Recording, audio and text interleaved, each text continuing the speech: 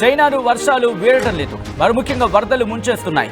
China గుయిజో province లో వరదలు వీడలేదు ఆ ప్రాంతాన్ని. దీంతో నీట మునిగింది రాంగ్జియాంగ్ కౌంటీ. దాదాపు 6 లక్షల మంది సురక్షిత ప్రాంతాలకు తరలించింది ఆ దేశం అంటే అర్థం చేసుకోవచ్చు. మరి ముఖ్యంగా ఆ ప్రాంత ప్రభుత్వం ఇప్పటికీ వరదల కారణంగా 6 మృతి చెందినట్టుగా తెలుస్తోంది. 2వ అంతస్తు వరకు వరదలు పోటెత్తాయంటే అర్థం చేసుకోవచ్చు. 1954 తర్వాత ఇవే రికార్డు స్థాయి వరదలు. ఈ నేపథ్యంలో అక్కడ ఆ విజువల్స్ మీరు చూస్తున్నారు. 2వ అంతస్తుకి చేరుకుని అర్థం చేసుకోవచ్చు. కొన్ని ప్రాంతాల్లో ఒక గ్రౌండ్ ఫ్లోర్ అంటే సపోజ్ పార్కింగ్ ప్లేస్ ఉంటుంది కదా, ఆ పార్కింగ్ ప్లేస్తో కలిపి పోనీ పార్కింగ్ ప్లేస్ కాకుండా సెల్లార్ ఓ మై గాడ్, ఆ విజువల్స్ మీరు చూడొచ్చు. 2వ ఫ్లోర్ నుంచి వరద నీరు బయటకు వస్తుంది. వరద ప్రవాహానికి ఊర్లు మునిగిపోయాయి. కొంతమంది అయితే ఇళ్లను విడిచి పారిపోయారు. కొంతమంది ఇళ్లను విడిచిపెట్టి ఎక్కడెక్కడికో చేరుకున్నారంటే అర్థం చేసుకోవచ్చు. సురక్షిత ప్రాంతాలకు వారు బయలుదేరారు. మరికొన్ని ప్రాంతాల్లో 2వ అంతస్తు నుంచి ఒక వాటర్ ఫ్లో లాగా అంటే కొండ మీద ఉన్న ప్రాంతాల్లో ఉన్న ప్రాంతాలకు సంబంధించి అక్కడి నుంచి వరద ఉధృతికి ఇళ్లలోకి నీరు చేరుకుంటోంది. ఇల్లు బురదతో ఆ 2వ అంతస్తు నుంచి ఆ వరద నీరు చేరుకుంటోంది. వరదలకు ఇళ్లు మునిగిపోయాయి. భవనాలు అసలు రోడ్లా లేకపోతే చెరువులా, లేకపోతే నదులకి రోడ్లకి చెరువులకి తేడా లేకుండా ప్రస్తుతం అంతా ఒకలాగే కనిపిస్తున్నారు అర్థం చేసుకోవచ్చు. ఒక్కసారి అక్కడ విజువల్స్ చూద్దాం.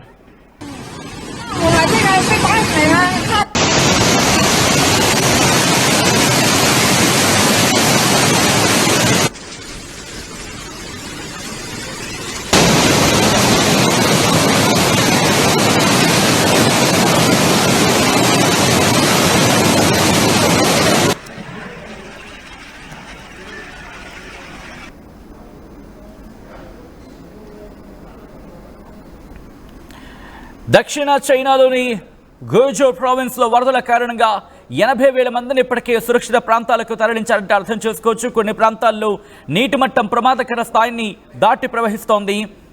గ్వాయిజో కొన్ని సందర్భాల్లో గుయిజో ఇలా అంటూ ఉంటారు. ఈ ప్రాంతానికి సంబంధించి ఈ ప్రావిన్స్లో భారీగా వర్షాలు కురిశాయి. ఒక వారంలో రెండోసారి వరదలు రావడంతో ఎంతమంది మీద ప్రభావం పడిందో తెలుసా? అప్పటికే 80,000 మందిని సురక్షిత ప్రాంతాలకు తరలిస్తాయి. ఇంకొక 40,000 మందిని ఖాళీ చేయించారు. ఇప్పటికే 6 మరణాలు కూడా నమోదయ్యాయి. ఇది డైరెక్ట్ గాను ఇండైరెక్ట్ గాను 6 లక్షల మంది మీద ప్రభావం చూపించింది. చైనాలో వరదల ధాటికి అక్కడ ఇళ్లను వదిలి పారిపోతున్నారు జనం. సురక్షిత ప్రాంతాలకు తలదాచుకునేందుకు వెళ్ళిపోతున్నారు. కార్లు కొట్టుకుపోతున్నాయి, ఇళ్లు. దాంతోపాటు ఆ వాహనాలు ఎక్కడ చూసినా ఇదే పరిస్థితి. ఈ గ్వాయిజోకి సంబంధించి మాట్లాడుకున్న సందర్భంలో మీరు చూడొచ్చు. 2nd ఫ్లోర్ నుంచి ఆ బురదతో వరద ప్రవాహం అంటే కొండవాళ్ళు ప్రాంతాల నుంచి ఆ వరద ప్రవాహం నీటికి ఏ స్థాయిలో కొట్టుకొస్తుందో అర్థం చేసుకోవచ్చు. ఇళ్లలోకి చొరబడి ఇళ్లలో నుంచి బయటకు వస్తోంది ఆ వరద ప్రవాహం. దాంతోపాటు 2nd బాక్స్లో మీరు చూస్తున్నారు. దాదాపుగా వారం రోజులుగా ఇదే పరిస్థితి.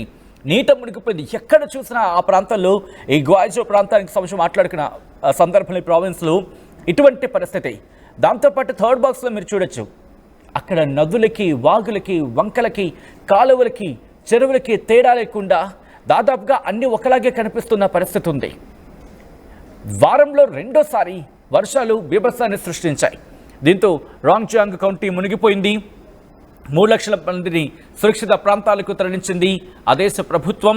ఇప్పటికే వరదల కారణంగా 6 మృతి చెందారంటే అక్కడ పరిస్థితిని అర్థం చేసుకోవచ్చు. 1954 తర్వాత చైనాలో సంభవించిన అతిపెద్ద వరదలు ఇవే.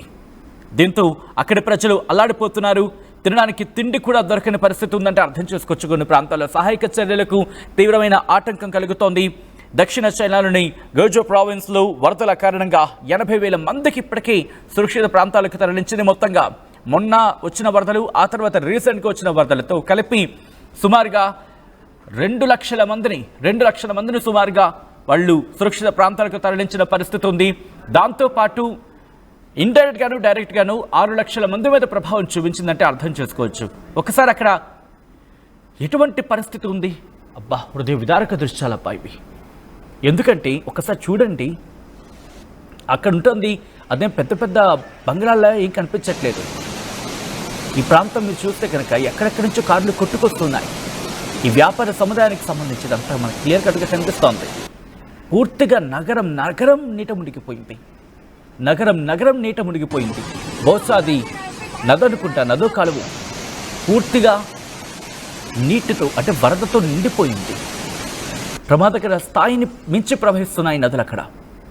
దాంతోపాటు సాధారణంగా అవన్నీ ఎప్పటికప్పుడు ఆ రోడ్డు మీద కార్లు, వెహికల్స్, అక్కడ మీరు చూస్తే దుంగలు అంటే పెద్ద పెద్ద చెట్లు కొట్టుకొస్తున్నాయి. ఆ వరద ప్రవాహం ఇళ్లలోకి వస్తూ ఉంటే వాళ్ళందరూ పరుగులు పెడుతున్నారు. తమ వాహనాలను కాపాడుకోవడానికి, తమ ప్రాణాలను కాపాడుకోవడానికి వాళ్ళంతా పరుగులు పెడుతున్నారు. కాపాడండి అంటూ కూడా వాళ్ళు ఆర్తనాదాలు చేస్తున్న సందర్భం ఉంది కొన్ని ప్రాంతాల్లో. ఎందుకంటే వరద ప్రవాహం కనుక పెరిగితే ఆ ఇళ్ళు కొట్టుకుపోతాయి. అది వాళ్ళ భయం. తమని కాపాడాలంటూ వాళ్ళు అక్కడ ఆర్తనాదాలు చేస్తూ ఉంటే ఎప్పుడైతే ఆ వరద ప్రవాహం ఇక్కడ చైనా ప్రభుత్వం, సాధారణంగా చైనాను కొన్ని సందర్భాల్లో మనం మన కోణంలో చూసినప్పుడు తిట్టుకుంటాం, కానీ తన ప్రజల విషయానికి వచ్చినప్పుడు మాత్రం కొన్ని సందర్భాల్లో చాలా అడ్వాన్స్గా అడుగు వేస్తుందంటూ కూడా చర్చ జరుగుతుంది. సో ఇదే చైనా ముందుగానే అలర్ట్ అయింది. ఇంకో విషయం తెలుసా, డ్రోన్లను ఉపయోగిస్తోంది. అక్కడ చైనాలో డ్రోన్లను ఉపయోగించి అక్కడ ప్రజలను ఖాళీ చేస్తోంది. డ్రోన్ల సాయం తీసుకుంటోంది. ఈ వరదల ప్రభావం ఏ స్థాయిలో ఉందంటే ప్రజలను సురక్షిత ప్రాంతాలకి తరలించడమో, లేకపోతే దిగు ఫస్ట్ విషయం చూడండి, ట్రక్ సైతం మునిగిపోయింది. ఇళ్లకు ఇల్లు దాదాపుగా కొన్ని అడుగుల మేర బురద మేట వేస్తుంది. అక్కడ పూర్తిగా కదల్లేని పరిస్థితి ఉంది. అంటే ఇంటి నుంచి బయటకు వస్తే వరద నీటిలో చిక్కుకుపోవడం. ఇక్కడ మీరు చూడొచ్చు, ఆ ఇల్లు, ఆ ఇంటి పైకప్పు పూర్తిగా అక్కడి వరకు కూడా నీరు టచ్ అయిపోయింది. కొన్ని సందర్భాలు అయితే 2 అంతస్తుల ఆ ఇళ్లకు సంబంధించి అంతవరకు టచ్ అయింది వాటర్. ఇక్కడ మీరు చూస్తే కార్లు కొట్టుకుపోతున్నాయి. రోడ్ల మీద నడవలేని పరిస్థితి. ఒకవేళ ఆ వరద నీటిలో కాలు పెడితే ఎలా ఉంటుందో తెలీదు. ఒక్కసారిగా అకస్మాత్తుగా వరద ప్రవాహం పెరిగితే కొట్టుకుపోయే పరిస్థితి ఉంటుంది. 1954 తర్వాత చైనా అనుభవిస్తున్న వరద ఇది. 2004లో కూడా అక్కడ వర్షాలు వచ్చాయి. దాదాపుగా 26 రాష్ట్రాలని మరికొన్ని ప్రాంతాలని ఇబ్బంది పెట్టాయి. సుమారు 1 కోటి మంది మీద ప్రభావం చూపించాయి అప్పుడు. ఆ తర్వాత ఒక 80 మంది మరణించారు, లేకపోతే గల్లంతయ్యారంటూ కూడా చర్చ జరుగుతుంది. సుమారుగా 7,44,000 మందిని వాళ్ళకి పునరావాసం కల్పించారు. అటువంటి పరిస్థితులు. కానీ ఈసారి ఇప్పటి వరకు ఎందుకు ఈ వర్షపాతం ఈ స్థాయి నమోదవుతోంది, ఇంకా ఎటువంటి పరిస్థితులు ఉంటాయనే అంశానికి సంబంధించి చైనా అంచనా వేస్తోంది. భారీ వర్షాలు ఇటు రింగ్ జియాంగ్, గుయిజౌ నగరాలను చుట్టుముట్టేసింది. ఆ ప్రభావానికి ప్రజలు వణికిపోయారు. ఎందుకంటే ఎక్కడ చూసినా కళ్ళ ముందు ఇదే పరిస్థితి. చైనాలో భారీ వర్షాల కారణంగా, చైనాలో వరదల కారణంగా వరదలు కొన్ని లక్షల మంది మీద, మరి ముఖ్యంగా 6 లక్షల మంది మీద డైరెక్ట్గాను ఇండైరెక్ట్గాను ప్రభావాన్ని చూపించాయి. వరద విలయం అక్కడ ఏ స్థాయికి చేరుకుందంటే వాళ్ళని కాపాడడానికి ప్రభుత్వం అక్కడికి డ్రోన్స్ని ఉపయోగించాల్సి వచ్చిందంటే అర్థం చేసుకోవచ్చు. 1954 తర్వాత ఇప్పుడు ఈ వర్షాలు బీభత్సాన్ని సృష్టించాయి. ఇన్ఫ్యాక్ట్ ఒక 1 నెల రోజుల క్రితం కూడా అప్పుడు వుహాన్ కావచ్చు, లేకపోతే గాంగ్డాంగ్, గాంగ్జీ, జింగ్జియాంగ్ ఇలాంటి ప్రాంతాల్లో వర్షాలు వచ్చాయి. ఆ ప్రాంతాలు నీట మునిగాయి కూడా. కొండచర్యలు విరిగిపడి 10 మంది మృతి చెందారు, మరో 20 మంది గల్లంతయ్యారు. అప్పుడు మాట్లాడుకున్నాం. కానీ ఇప్పుడు ఈ చైనా వరదలు ఇంకొకసారి నెలల వ్యవధిలో రావడంతో అక్కడ ప్రభుత్వం కూడా ఆందోళన వ్యక్తం చేసింది. సురక్షిత ప్రాంతాలకు ప్రజలని తరలించేందుకు ఏర్పాట్లు చేస్తోంది. మరి ముఖ్యంగా రోడ్ల మీద తిరిగే ప్రాంతాలకు కూడా బోట్లను ఉపయోగించాల్సి వస్తుందంటే అర్థం చేసుకోవచ్చు. రెస్క్యూ ఆపరేషన్స్ని అక్కడ ఎలా తీసుకెళ్లే ప్రయత్నం చేస్తుందో. రోంగ్జియాంగ్ కౌంటీకి సంబంధించి ఇంకా ఆ వరదలు కంటిన్యూ అవుతున్నాయి. అక్కడ హైయెస్ట్ లెవెల్ ఆఫ్ ఎమర్జెన్సీ ప్రకటించిందంటే అర్థం చేసుకోవచ్చు.